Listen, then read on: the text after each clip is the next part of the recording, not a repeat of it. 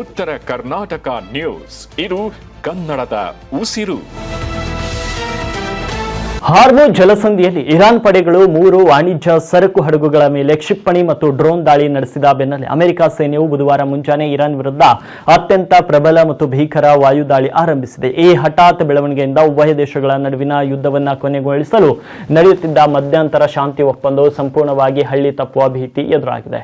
ಅಮೆರಿಕದ military command ಈ ದಾಳಿಯನ್ನು ಅಧಿಕೃತವಾಗಿ ದೃಢಪಡಿಸಿದೆ. ಅಂತಾರಾಷ್ಟ್ರೀಯ ಜಲಮಾರ್ಗದಲ್ಲಿ ಮುಗ್ಧ ನಾಗರಿಕರಿರುವ ವಾಣಿಜ್ಯ ಹಡಗುಗಳನ್ನು ಗುರಿಯಾಗಿಸಿಕೊಂಡು ಇರಾನ್ ದಾಳಿ ನಡೆಸಿದೆ. ಇದಕ್ಕೆ ಇರಾನ್ ಭಾರಿ ಬೆಲೆ ತೆರುವಂತೆ ಮಾಡಲು ಅಮೆರಿಕ ಸೇನೆಯು ಪ್ರಬಲ ದಾಳಿಗಳನ್ನು ನಡೆಸಿದೆ. ಇರಾನ್ನ ಈ ಆಕ್ರಮಣವು ಅನಗತ್ಯ, ಅಪಾಯಕಾರಿ ಮತ್ತು ಉಭಯ ದೇಶಗಳ ನಡುವಿನ ಕದನ ವಿರಾಮದ ಸ್ಪಷ್ಟ ಉಲ್ಲಂಘನೆಯಾಗಿದೆ. ಅಮೆರಿಕದ ಯುದ್ಧ ವಿಮಾನಗಳು ದಕ್ಷಿಣ ಇರಾನ್ನ ಪ್ರಮುಖ ಮಿಲಿಟರಿ ನೆಲೆಗಳನ್ನು ಗುರಿಯಾಗಿಸಿಕೊಂಡಿದೆ. ಇರಾನ್ನ ವಾಯು ರಕ್ಷಣಾ ವ್ಯವಸ್ಥೆಗಳು, ಕರಾವಳಿ ಕಣ್ಗಾವಲು ಕೇಂದ್ರಗಳು ಮತ್ತು ನೆಲದಿಂದ ಆಕಾಶಕ್ಕೆ ಚಿಮ್ಮುವ ಕ್ಷಿಪಣಿ ದಾಳಿಗಳು ಹಾಗೂ ಹಡಗು ವಿರೋಧಿ ಕ್ರೂಸ್ ಕ್ಷಿಪಣಿ ಮತ್ತು ಡ್ರೋನ್ ಉಡಾವಣಾ ಕೇಂದ್ರಗಳ ಮೇಲೆ ಅಮೆರಿಕ ಬಾಂಬ್ ಮುಂದುವರೆದಿದೆ. ಹಾಗಾಗಿ ಇರಾನ್ನ ಸಿರಿಕ್, ಕೇಶ್ಮಾ ದ್ವೀಪ ಮತ್ತು ಪ್ರಮುಖ ಬಂದರು ನಗರಗಳಾದ ಬಂದರ್ ಅಬ್ಬಾಸ್ನಲ್ಲಿ ಭಾರಿ ಸ್ಫೋಟಗಳು ಸಂಭವಿಸಿದ್ದು ಹಲವು ಮೀನುಗಾರಿಕೆ ಹಾಗೂ ವಾಣಿಜ್ಯ ಹಡಗು ಕಟ್ಟೆಗಳು ಬೆಂಕಿಗೆ ಆಹುತಿಯಾಗಿವೆ ಎಂದು ಇರಾನ್ನ ಮಾಧ್ಯಮಗಳು ವರದಿಯನ್ನ ಮಾಡಿವೆ.